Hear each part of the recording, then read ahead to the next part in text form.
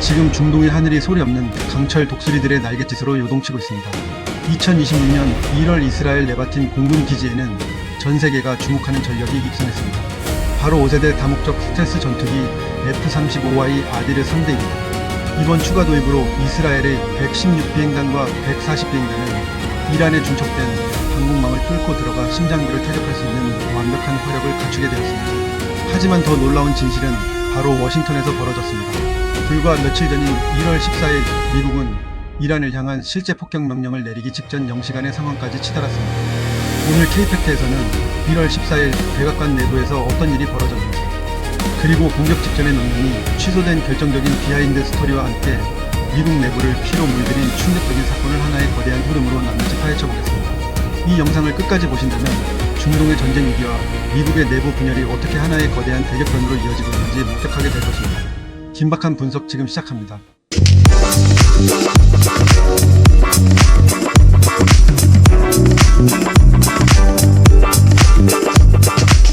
사건의 발단은 지난 1월 2일 트럼프 대통령의 강경 발언이었습니다. 이란 당국이 시위대를 잔인하게 진압하며 사망자가 속출하자 트럼프는 공개적으로 군사 개입을 경고했습니다. 실제 작전 날짜는 1월 14일로 잡혔습니다. 그날 아침 워싱턴의 고위 관리들은 몇 시간 내로 이란의 핵심 시설들에 미사일이 쏟아질 것이라고 확신했습니다. 하지만 마지막 순간 전황이 바뀌었습니다. 엑시오스 보도에 따르면 트럼프 대통령은 에이브러햄 링컨 항모전단과 전략 폭격기들이 출격 대기를 마친 상태에서 돌연 외교적 해결을 위해 멈춤을 선언했습니다. 이 극적인 반전의 주인공은 트럼프의 특별 사절 스티브 위트코프였습니다.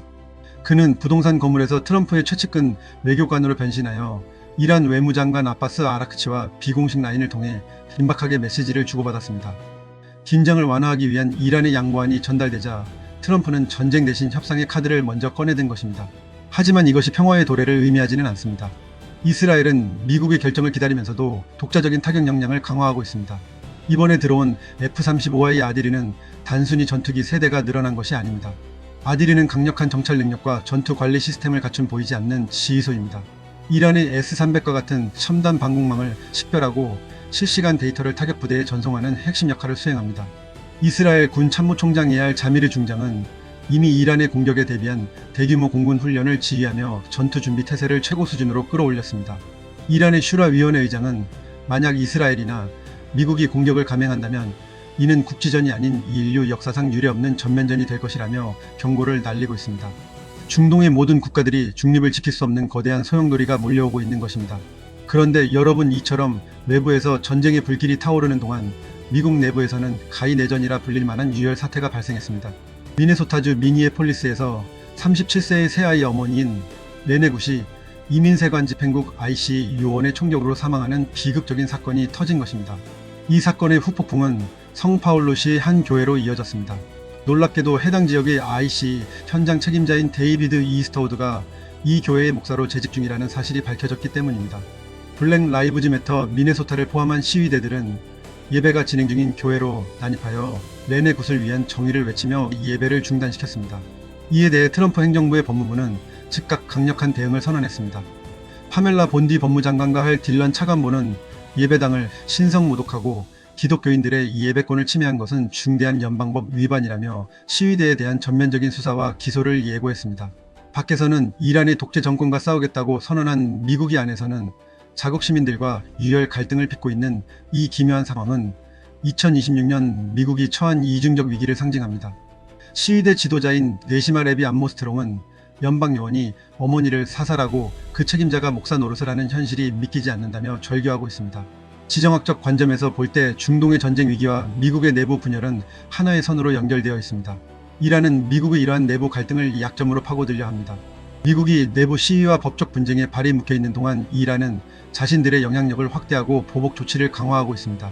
이란 최고 지도부는 미국의 공격이 임박했다는 소식에 전력망과 수도 통신시설과 같은 국가 핵심 인프라를 요새화하며 최후의 일전을 준비하고 있습니다.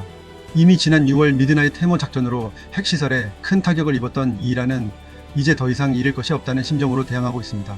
우리가 이 사태에 주목해야 할 핵심적인 이유는 대한민국의 경제와 안보 지형이 요동치기 때문입니다. 이스라엘의 F-35Y 아들이가 출격하고 이란이 호르무즈 해협을 인질로 잡는 순간 국제 유가는 배럴당 $200를 넘어서는 대재앙을 맞이하게 될 것입니다. 한국의 모든 물가는 폭등하고 반도체 공장들은 전력 부족 위기에 처할 것입니다. 또한 미국 내부의 혼란이 길어질수록 주한미군의 방위비 문제나 한반도에 대한 미국의 집중력이 분산될 수밖에 없습니다.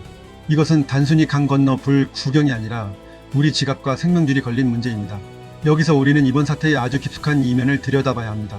이번에 이스라엘에 입고된 F-35Y 3대는 미국 본토에서 공중급류를 통해 한 번도 멈추지 않고 지중해를 건너 직송되었습니다. 이는 이스라엘이 얼마나 급박하게 전력 증강을 요청했는지를 보여주는 대목입니다. 또한 1월 14일 오전 백악관 상황실에서는 이란 공격 여부를 두고 JD 벤스 부통령과 마르코 루비오 국무장관 사이에 격렬한 논쟁이 있었다는 첩보가 있습니다. 벤스 부통령은 내부 시위 상황을 고려해 개입을 신중히 해야 한다고 주장한 반면 루비오는 이란의 도발을 지금 꺾지 않으면 더 큰 화근이 될 것이라고 맞섰습니다. 결국 트럼프 대통령은 위트코프의 비밀 채널을 통해 들어온 답변을 듣고 나서야 펜을 내려놓았습니다. 이 결정의 배경에는 이란이 핵 프로그램의 일부 동결을 약속했다는 미확인 정보도 포함되어 있습니다. 하지만 이 약속이 얼마나 지켜질지는 아무도 장담할 수 없습니다. 이스라엘이 보유한 아들이 전투기의 성능은 상상을 초월합니다. 이 기체는 단순한 전투기가 아니라 날아다니는 슈퍼컴퓨터입니다. 이란이 자랑하는 러시아제 S-300 미사일 시스템의 레이더망을 우롱하며 적진 깊숙이 침투할 수 있는 능력을 갖췄습니다. 이스라엘은 이번 추가 도입을 통해 총 39대의 F-35Y를 확보하게 되었으며 이는 중동 지역에서 압도적인 공군 우위를 점했음을 의미합니다. 이란은 이에 맞서 자신들의 탄도미사일 발사대들을 이동식 차량에 실어 전국 각지의 산악지대로 분산 배치하고 있습니다. 만약 공습이 시작된다면 이스라엘의 스텔스기와 이란의 이동식 미사일 사이의 숨바꼭질 같은 혈전이 벌어질 것입니다. 미국 내부의 상황은 더욱 심각한 방향으로 흐르고 있습니다. 미네소타 교회 습격 사건 이후 공화당 지지층과 민주당 지지층 사이의 골은 회복 불가능한 수준으로 깊어졌습니다. 트럼프 행정부는 이번 사건을 기회로 삼아 연방 정부의 권위를 세우려 하고 있지만 시위대는 이를 독재의 서막이라 규정하며 저항의 강도를 높이고 있습니다. 특히 이민세관 집행국 요원들이 목사와 같은 종교적 신분을 위장하여 활동하고 있다는 의혹이 제기되면서 종교계에서도 거센 비판이 쏟아지고 있습니다. 할 딜런 법무차 간보가 언급한 연방 민권법 위반 수사는 이제 시위대뿐만 아니라 연방 요원들의 과도한 공권력 사용 여부로까지 번지고 있습니다. 이 거대한 혼란은 결국 2026년 미국의 국가적 역량을 소진시키며 중동 정책의 발목을 잡는 결정적 변수가 될 것입니다. 이러한 전세계적인 카오스 속에서 우리는 냉정하게 다음 수를 읽어야 합니다. 이란 공습 0시간 전의 멈춤과 이스라엘의 스텔스 전력 완성 그리고 미국 내부의 유혈 갈등은 2026년 세계 질서가 얼마나 위태로운 얼음판 위에 서 있는지를 증명합니다. 2차 세계대전 이후 구축된 민주주의의 가치와 국제법의 권위가 안팎으로 도전을 받고 있습니다. 과연 트럼프의 비밀 외교는 진정한 평화의 싹을 틔울까요? 아니면 단순히 이스라엘이 아들의 편대를 정비할 시간만을 벌어준 것일까요? 역사는 2026년 1월 14일을 전쟁이 멈춘 날이 아니라 거대한 폭발을 위해 심지에 불을 붙인 날로 기록할지도 모릅니다. 우리가 처한 현실은 냉혹합니다. 밖으로는 이란과 러시아, 중국이 결속하며 미국의 패권에 도전하고 안으로는 인종 갈등과 법적 불신이 나라를 찢어놓고 있습니다. 대한민국 국민 여러분, 우리는 지금 유례없는 지정학적 위기 속에 살고 있습니다. 에너지 수입선을 급격히 다변화하고 변화하는 국제 정세를 날카롭게 읽어내는 통찰력이 절실합니다. 역사의 흐름을 놓치는 순간 우리는 강대국들의 거대한 체스판에서 가장 먼저 희생되는 말이 될 것입니다. 이번 이스라엘의 전력 보강 내역을 다시 상세히 분석해보면 아디르 전투기에 탑재된 소프트웨어가 이란의 최신형 제밍 장비를 무력화할 수 있는 이스라엘 독자 개발 패치로 업데이트되었다는 점이 핵심입니다. 이는 이란이 믿고 있는 전자전 방어막이 사실상 종이장처럼 뚫릴 수 있음을 의미합니다. 또한 미 법무부가 교회 시위대를 연방 범죄로 다루겠다고 선언한 것은 향후 미국 내 인권 시위 양상을 근본적으로 바꿔놓을 전조입니다. 정부 권력과 종교 그리고 시민의 저항권이 정면으로 충돌하는 이 시점은 미국 사회의 근간을 뒤흔드는 변곡점이 될 것입니다. 한반도 안보에 미치는 파장도 면밀히 살펴야 합니다.